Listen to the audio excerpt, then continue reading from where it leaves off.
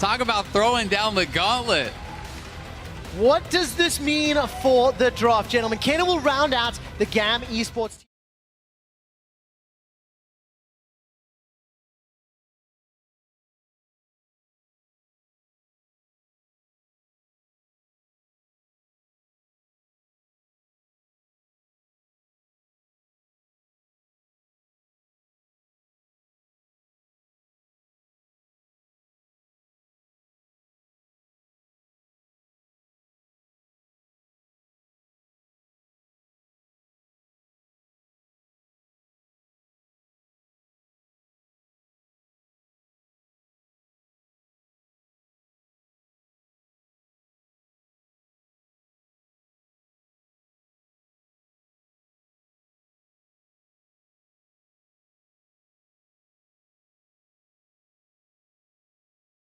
It thus far. And what's important to remember is that for GAM, they actually had a lot of strong pushing lanes in the early game, but Tian has been the difference maker. The junglers have now met.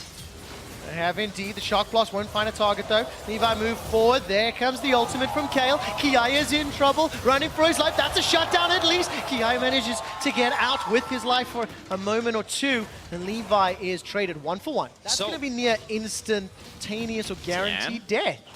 All right, Levi's not going to spot out Tian here. He's going to be standing in the bush behind him. That is just a supreme display of talent in the LPL over the VCs. This is their league average in summer. This game is feeling a lot closer to what we kind of expected from them in the tournament. Exactly, and like I talked about on the side of FPX and how much disengage there is. Kiana ultimate to knock away the engage tools, as we see a bit of an all-in from Zeros. We do. Trade of ultimates thus far. Zeros going to look to flash the wall. Wait, manages to pull it off. Gimgoom follows suit. And that was an easy solo kill in what was Gunblade versus... to find a place to play to as Levi. And this is much more of what we expected from FPX. A bit of trading happening in the bot. More than a trade, my friend. Slay uses the stopwatch to go golden. Now takes a lot of damage as Slay now flashes away. LWX, and what do you see for the chase? Final hours on cooldown. He's chasing forward. LWX can continue to look for more. There's the ultimate from Galio, and it will get popped before he dies. It looked like Levi just showed up in the lane. He's found himself a kill onto LWX. Now the Dredge Line will not find a target on Zing. Tumbles away. Levi cannot do... But they're going to time on 8 seconds. I didn't look at the timer first.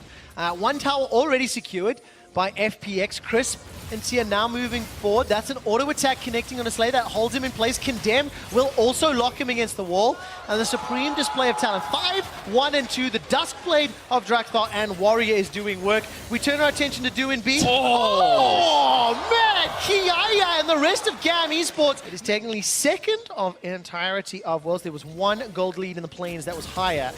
And it looks like Zin's in trouble. It was a good flash pretty quickly on. What is this champion? Going to get away. I mean, 6, 1, and 2. It doesn't matter what champion you play, you're going to look like that. Doinby's able to flash away. Divine Judgment keeps him alive a few seconds longer. He got one additional flash out of it, maybe. But yeah, any assassin at 6, 1, and 2 will look like that. I mean, the Duskblade is already completed for Tian. He just straight up one-shot Zin and Vayne on very astronomically low. And the thought that I've had in my head, which we'll get to in a moment, dangerous. That's a dash backwards. Depth charge will connect onto one. Tian's moving forward. Doesn't even hold on to anything else. I mean, the ultimate came down, and with the help of this early. And what they're going to play around is just all the jungle camps. This is one of the reasons that FPX snowballs leads so effectively, is that they just bleed you out of your own jungle. They don't just wait for the Baron, as we're going to see another one-shot here. And we are indeed. Zeros stays alive longer than anybody would have expected. Zeros escapes. The taunt comes down for Slay, and finally he's taken out as LWX moves forward. Now there's a threat in the top as Slay is running for his life. You know, I'm going to say, Azal, this is the other way in which they snowball that lead. At least 3 times helping out Do and B. Multiple ganks, multiple initiations. But it doesn't matter. You won the lane, right? And that's what matters most. Is now Zeros will throw down the slicing maelstrom. Do and B's under threat, apparently. He's easily able to escape. And now Do and B are looking for some additional support as Slay will get locked up against the wall. I'm just trying to every version there, Zale. The inhibitor is going to go down in the top lane. Miracle steal, but Tian and Gimgoon are waiting for that possibility. Kiaya is aware that they're in the brush. He's just going to check it out.